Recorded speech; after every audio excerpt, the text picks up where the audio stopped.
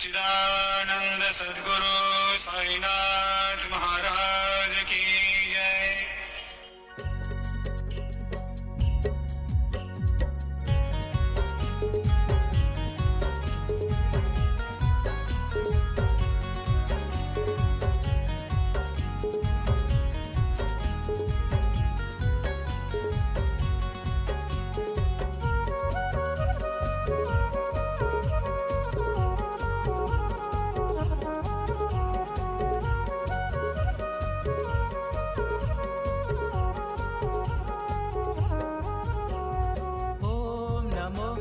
साई प्रभु नमः। ओम नमो श्री साई प्रभु नमः। ओम नमो श्री साई प्रभु नमः। ओम नमो श्री साई प्रभु नमः। साई प्रभु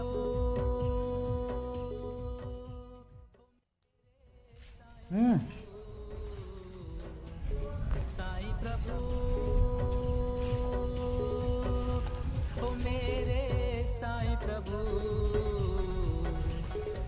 रेडी बाबू ध्यान में है और आज हम आपको बाबा के दर्शन करा रहे हैं। इसमें बाबा ने उस मतलब बाबा जब राम मंदिर महात्मा देखा उस समय पानी की किल्लत थी, बाबा ने कुएं में जो उसका जल खारा था इसकी सूखी पत्तियां नीचे जाकर फूल डालकर इसके जल को मीठा किया था। ये वह कुआं इसके आज दर्शन।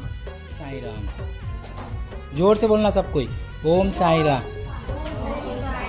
हे साईं बाबा